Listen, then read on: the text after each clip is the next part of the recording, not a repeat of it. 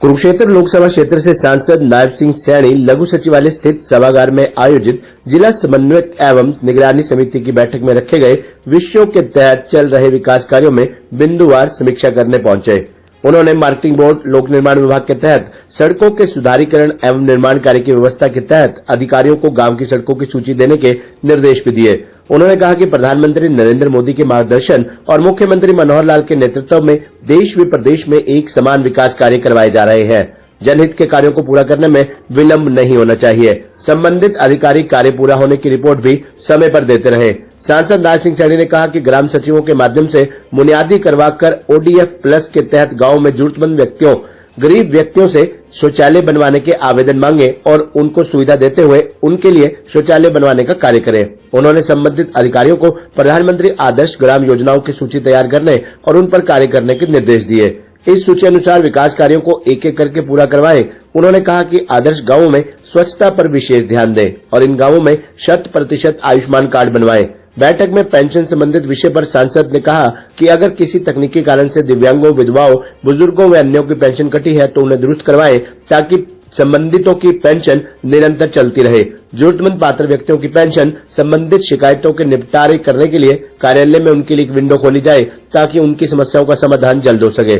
सांसद नायब सिंह सैनी ने किसानों से आह्वान करते हुए कहा कि वे पर्यावरण संरक्षण हेतु पराली में आग नहीं लगाएं, बल्कि उसका प्रबंधन करके उसे अपनी आय का जरिया बनाएं। सरकार द्वारा पराली प्रबंधन हेतु अनेक योजनाओं के साथ साथ किसानों को प्रोत्साहन राशि भी दी जा रही है। इसके साथ साथ किसानों को अनुदान पर पराली प्रबंधन के लिए कृषि यंत्र भी दिए जा रहे हैं। पर्यावरण संरक्षण करना हम सबकी नैतिक जिम्मेदारी है, इसलिए किसानों को चाहिए कि प्रशासन का सहयोग करते हुए जिला को पराली जलाने की घटनाओं से पूरी तरह से मुक्त करें। बेलर की बात है, उसके ऊपर सब्सिडी दे करके किसानों तक उसको पहुंचाने का काम किया जा रहा है। उसके साथ साथ एक पहली बार है कि मनोहर लाल जी की सरकार ने अभी ट्रैक्टर भी हमने किसानों को दिए हैं सब्सिडी के ऊपर। लगभग 30-40 ट्रैक्टर हमने अभी मैंने पीछे किए थे। उसका यही कारण था कि किसान को अपनी पराली न जलानी पड़े, क्योंकि पराली से हमारा वातावरण भी खराब होता है। जब सरकार इतना हेल्प कर रही है, मैं किसानों से भी निवेदन करूँगा कि वो इस योजना का लाभ उठाएं, क्योंकि जो पराली है उस पराली के पैसे भी बनेंगे और बाहर से वो उठा करके उसका इकट्ठा करके उसको ले जाने का काम भी करेगा।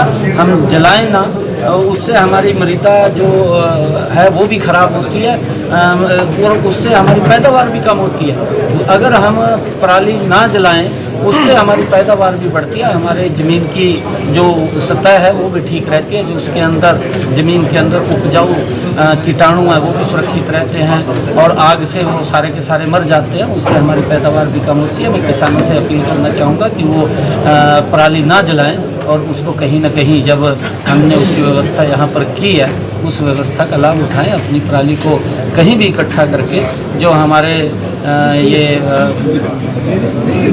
पावर हाउस बने हैं, जहाँ जहाँ पर भी पराली से इसका यूज हो रहा है, तो वहाँ पर ले जाने का काम करें। और उससे अलग भी अगर वो फ़ोन करेंगे तो फ़ोन के ऊपर उनके खेत के अंदर वो तुरंत इकट्ठा करने के लिए आ जाएंगे। ठीक है, थैंक यू। दिशा की मीटिंग में 27 विषयों के ऊपर आदरणीय प्रधानमंत्री जी के नेतृत्व में जो स्कीम्स चल रही हैं, जो योजनाएं चल रही हैं, केंद्र सरकार की हमारी जो योजनाएं हैं, उन योजनाओं के ऊपर एक एक योजना के ऊपर डीपली उसके ऊपर चर्चा हुई है। विकास कार्यों को लेकर के चर्चा हुई है।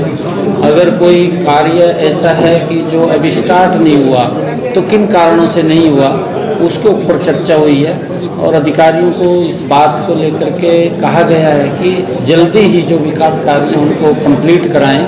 अगर कहीं कोई दिक्कत है उसको भी बताएं, ताकि उसकी कोई टेक्निकल या फिजिबिलिटी उसकी कोई दिक्कत आ रही है उसको ठीक करा करके तुरंत विकास के कार्य चालू होने चाहिए। इन सब बातों को लेकर के आज विभाग के अनुसार ही उन सब स्कीम्स जो चल रही हैं उसको पर चर्चा की गई है। नहीं, देखिए, क्योंकि रेलवे के पिछले बार भी मैंने बैठक ली थी और अभी मैं बैठक लेने वाला हूँ, उसके लिए जो अंडरपास थे उनके ऊपर शेड नहीं था और शेड ना होने के कारण क्योंकि बरसात का पानी अंदर आ जाता था।